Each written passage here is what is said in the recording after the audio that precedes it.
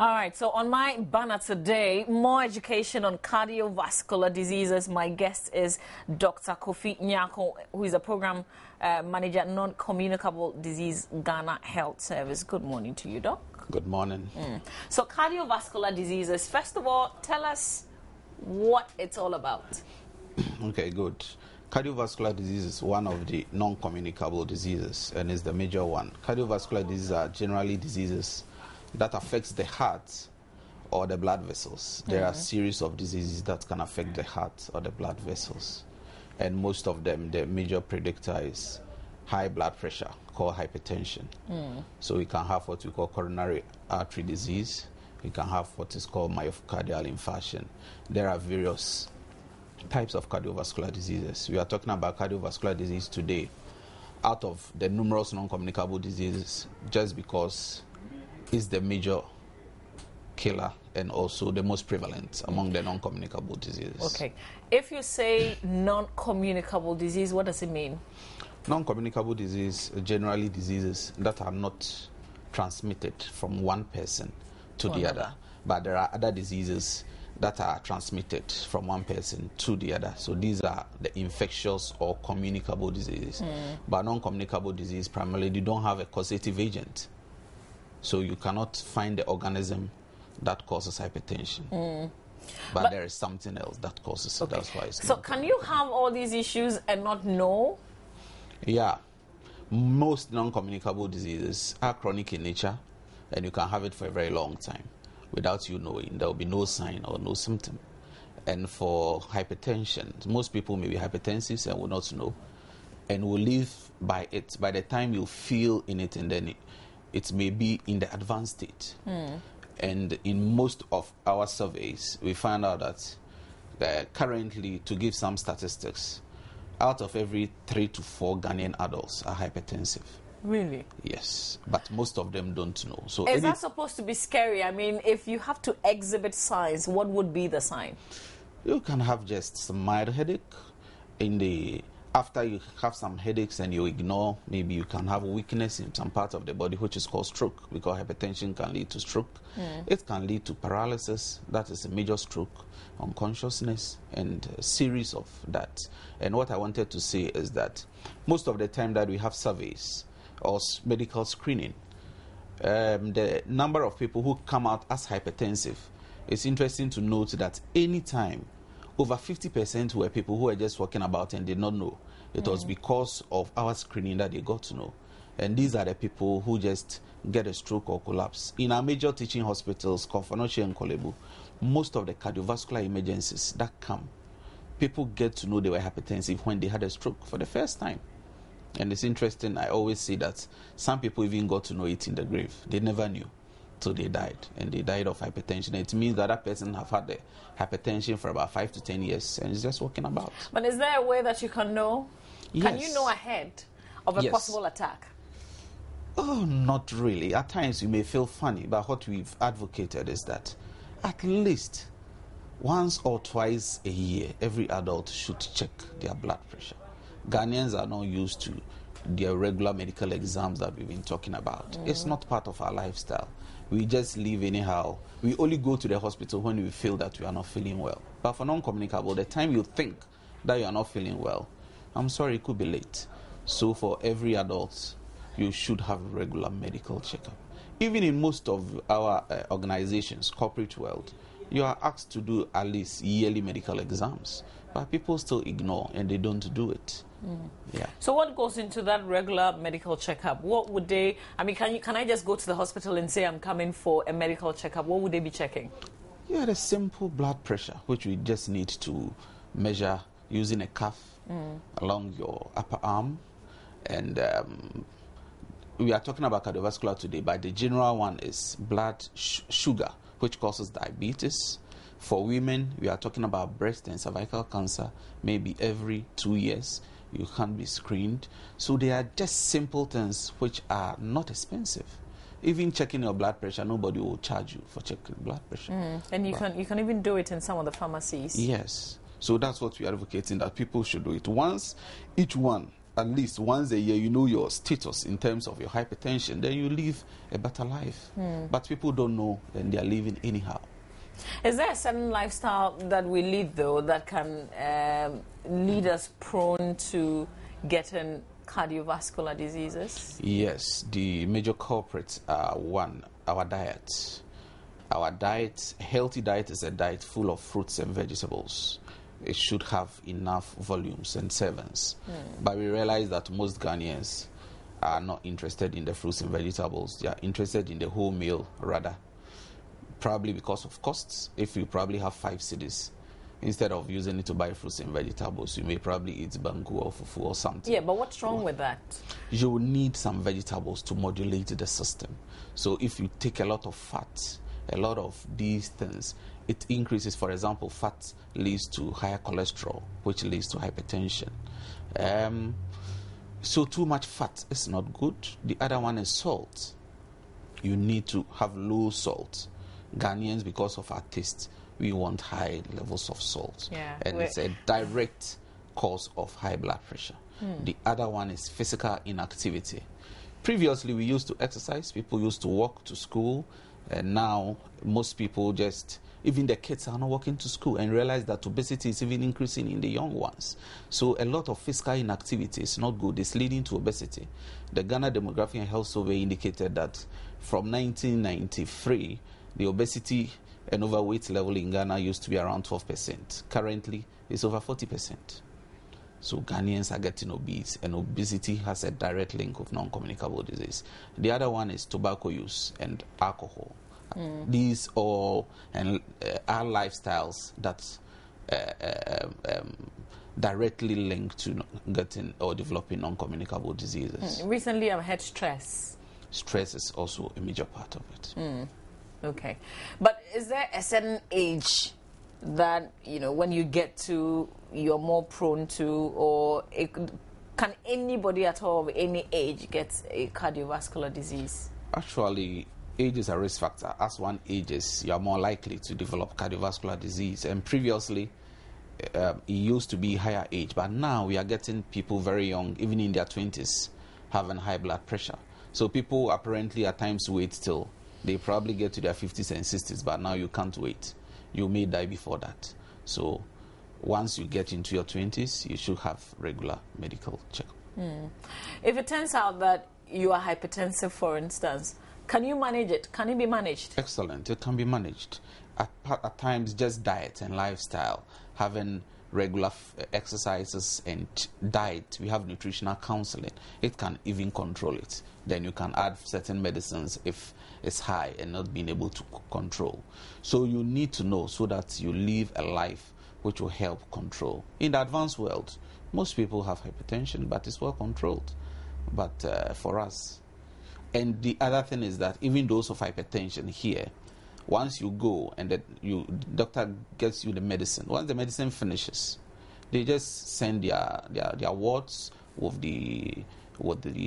maybe their medicine box and go to a pharmacy shop and buy. But at times you need regular interaction of your doctor for the doctor to check whether it's being controlled, to add other medicines or take others out. But people don't comply, and compliance is key. There are other people who knew that they were hypertensive, but they've stopped going to the hospital, buying their own stuff, and adding some other herbal medicine which haven't been proven because but sometimes levels. It works for people. Yes, I know. Some persons testify to the That's why I said herbal which haven't been proven. You have the Center for Herbal Medicine with proven drugs. So I'm talking about those. People just sell things in it. I'm not talking about the efficacy. The efficacy of herbal medicine is good, but you need to have the proven ones. Yeah. Is it expensive managing, living with a heart problem? Yes, I would say that these chronic diseases are very expensive, and it's a big toll on our national health insurance. Since these are all approved in the national insurance lists, once you're hypertensive, you're taking drugs for life. It's expensive. Is that not why people probably don't even want to know their status? They just don't want to check. I mean, if you die, you die. That's what some people believe. The major or the key or basic medicines are all part of the insurance drug list. So once you are insured and you are you are insured. You're having free medication. Yeah, so you're taking us to another realm now. Yeah. That insurance, if it's a private insurance, then you know you can heavily rely on it. But if it's the public insurance, which is the national health insurance, some people would argue that it's not always reliable.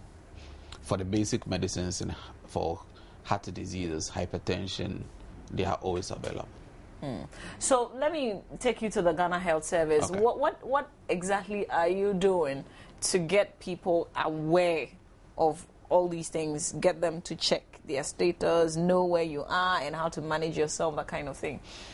We have various plans, health promotion activities, which involves the media, as we're doing today. We have other posters, leaflets, that's the print media. Our various regional and district officers engage with health education and also the need to have regular medical exams. We also, at the district level, we call something the CHIPS compound. That's the very lowest level. We are empowering them so that anybody who gets to our facilities, no matter what you come with, the basic blood pressure and the basic things will be checked for you. So we are doing our best to get it done. In this era where, you know, people are pretty busy, sometimes not because I want to be busy, for instance, but the things that you do would just not allow you to exercise. What can you do? You need to exercise, no matter because, what. See, you want to beat the traffic. Yes. So you leave home very early and you are sitting in the car. You get to the office, you're busy, you're doing things, you're sitting by a desk perhaps, or if you find yourself in the market, you're sitting at one place, you're selling, and then you finish late, you go home, you sit in the car again and go home. I mean, within that space, what can you do? At times, once you come to work, you may need something nearby. You still want to sit in your car and move over there. For example, let me take campus for example. People have vehicles, they stay on campus, but they will move from one faculty to another in their vehicle. You need to walk. When you go to the advanced countries, they walk within campus. People use bicycles. But the other difficulty in Ghana is that once you use bicycles, you may be knocked down by a vehicle to have another non-communicable disease. So we need to improve our planning, town and country planning services, to have bicycle lanes and walk lanes, to make it easier for people, which is called a population-based approach. So we need to have good planning system to encourage people to live a healthy life. Yeah. You know, the other thing I want to find out is if you have a heart problem, can it be cured? Okay. Most cardiovascular diseases, unless it needs a surgical intervention, then once they do surgery, if you have a particular defect, it can be cured. But with high blood pressure, most of the time you need medication. There are others that you need regular medication. But if there is a defect surgically, then it can be managed. And even after that, you may need other supplementary medications to support it. Okay. Would that mean that you're sick?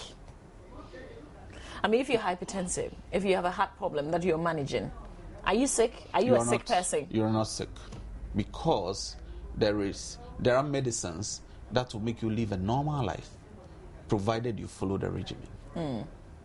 So it's just a chronic disease. Okay. And do we have statistics in Ghana? I know statistics is very hard to come by, but the Ghana Health Service, do you have any stats? Yeah. How does it look like? I would say now the number one cause of death in adults in Ghana is cardiovascular diseases. That is the number one cause of death. Do we know why? It's not only Ghana, it's the world over. Yeah, so why? Because of our lifestyle. Has it always been the number one killer? No, previously it wasn't. We had a lot of infectious diseases, but you know that we are doing very well with infectious diseases. So because of our lifestyle, you know, we have stopped what we used to do, and we've taken on the Western lifestyle, our diet.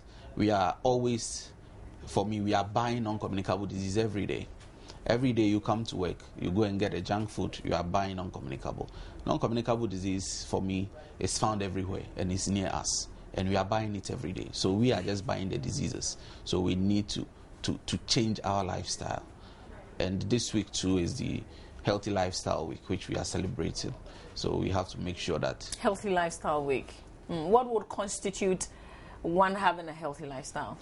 the major lifestyle issues have been found to be 4, which I mentioned previously: alcohol, tobacco, our diet, and physical activity.